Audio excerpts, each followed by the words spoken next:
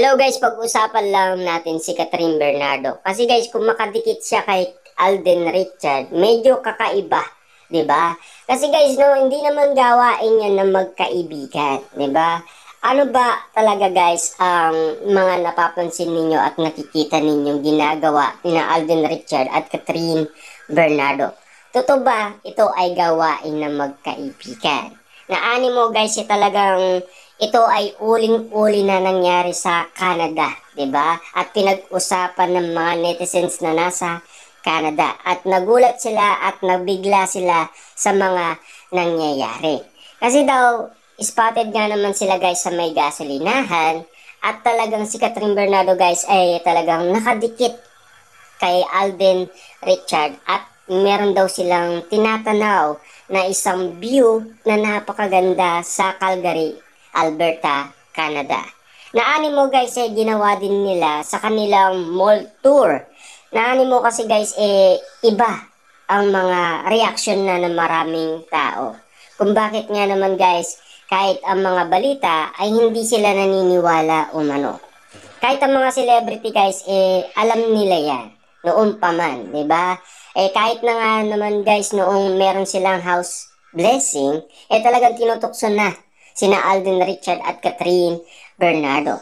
Kung matatandaan ninyo guys kung bakit sumayaw si Catherine Bernardo noong house blessing nila, kasi sinayawan lang yung mga taong nagtutukso sa kanila para matigil sila guys sa kanilang mga panunukso umano sa kanilang dalawa ni Alden Richard at Catherine Bernardo. Kasi baka akala ninyo sumayaw lang si Catherine Bernardo at kumalat nga naman yun guys kaagad sa TikTok, Facebook at kung saan-saan pa.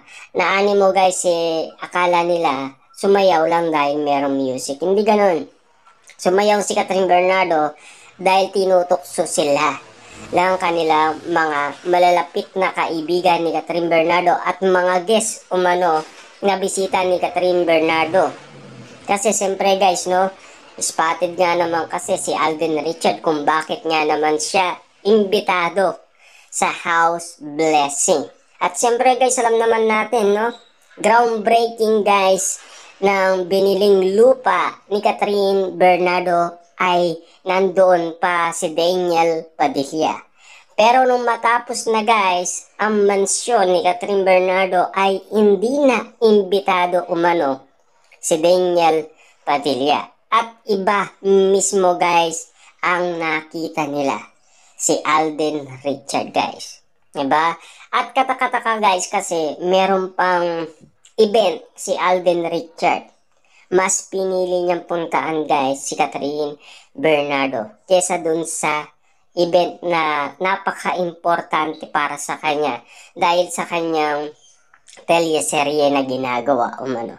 Kita niyo naman guys no? Kitang-kita naman natin kung bakit napaka-special na pagpili na inuna pa ni Alden Richard si Catherine Bernardo. Kaya maraming napapansin guys ang mga netizens, lalong-lalo na guys, siyempre hindi may iwasan yan. Lahat ng celebrity alam niyan kung bakit nga naman ganyan na lamang si Alden Richard kay Catherine Bernardo. Pero ang pagkakaalam natin kasi guys noon, ang sinasabi ni Alden, gusto lang i-direct si Catherine Bernardo. Diba? Dahil sa usay niya mag-acting, sa mga napapansin niya dahil alam naman natin guys, unang naging artista si Catherine Bernardo bago si Alden Richard. Diba? Ang dami niya nang nakasamang mga collab team bago si Daniel Padilla at si Alden Richard. Siyempre guys, katakataka na lang ang mga pangyayari na kahit guys sa kanilang metro shooting nakadikit pa rin sina Catherine Bernardo sa isa't isa. Naani mo guys, yan ang napapansin nila. Napapansin ni MJ Felipe kung bakit nga naman nangyayari ang mga ganyang bagay or yung mga sitwasyon na animo guys para magjowa na kung kumilos sina Catherine Bernardo at Alden Richard. May kakaiba kasi guys silang napapansin kung bakit nga naman napaka-close nila sa isa't isa at napaka-sweet nga naman nila sa isa't isa. Medyo nabibigla na guys ang maraming tao at nagugulat na sila sa mga ginagawa ni Catherine Bernardo at Alden Richard. Siyempre guys, magugulat din sila sa mga interview, lalo-lalo na guys sa mga sagot nila na magkaibigan lang sila.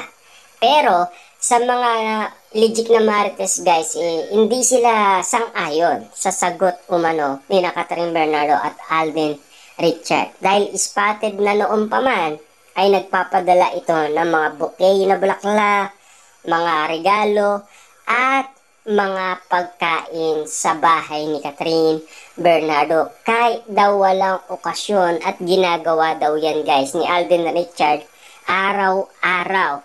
Naani mo guys, naririnig din natin guys na ibinalita umano na hindi daw bet ni Catherine Bernardo si Alden Richard. Kaya naman guys, kung mapapansin ninyo, malaking bonus ang nangyari kay Alden Richard sa Calgary, Alberta, Canada. Para at least masolo niya at siyempre at least ma-enjoy nila ang isa't isa. At siyempre para at least mapatunayan ni Alden Richard ang totoong pagmamahal niya kay Catherine Bernardo. Hindi niya man bet guys si Alden Richard, at least kaya niyang patunayan, kaya niyang ipakita ang kanyang tunay na pag-ibig. Alam naman natin guys, ang una niyang minahal, brusko. Diba? Kasi guys, ang brusko, ang ibig sabihin niyan guys, yung maginoo, pero medyo bastos. Diba? Pero at least guys, napatunayan naman ni Catherine Bernardo na ang unang brusko na inibig niya, niloko siya ng ilang ulit. Diba? Pero ito guys, si Alden Richard, ang nababalitaan lang natin guys, kulang lang siya sa oras talaga. Kulang lang siya sa oras dahil hindi niya kayang maibigay ang kanyang oras dahil sa sobrang busy. Alam naman natin guys, kita nyo naman pinapaliwanag ni Alden Richard. Sa sobrang dami niyang project, kulang daw siya sa oras. Diba? Ang kailangan niya daw ng oras guys, 8 hours para ito ay makatulog ng tama. Diba? Kasi ang tulog lang daw ni Alden Richard guys, nasa 1 oras lang. Diba? Kaya naman guys, nakakapagtaka. Wala ng oras si Alden Richard sa pagiging gamer niya. Pero meron siyang oras kay Catherine Bernardo. Ika nga guys ni Christopher Min, kumusta na kaya ang telebabad ni Catherine Bernardo at Alden Richard? Mukha guys, talagang hindi na nagmo-mobile legend guys si Alden Richard. Dati medyo nagagalit pa itong si Catherine Bernardo sa kanya kahit na magkaibigan lang sila. Talagang naglalaro ito ng Mobile Legend. Mahirap lang daw kontakin talaga guys si Alden Richard kapag ito guys focus sa kanyang paglalaro. Siyempre alam naman natin guys, kapag ikaw ay natalo, sayang nga naman kasi guys ang pinag-irapan mong star. Diba?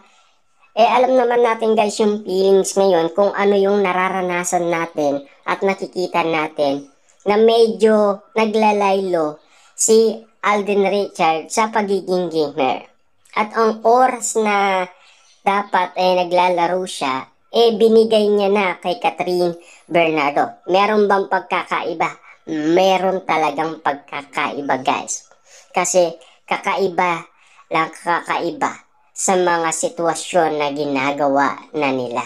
Diba? Dito natin mapapansin yan guys kung bakit nga naman sinasabi nilang magkaibigan lang sila. Bakit?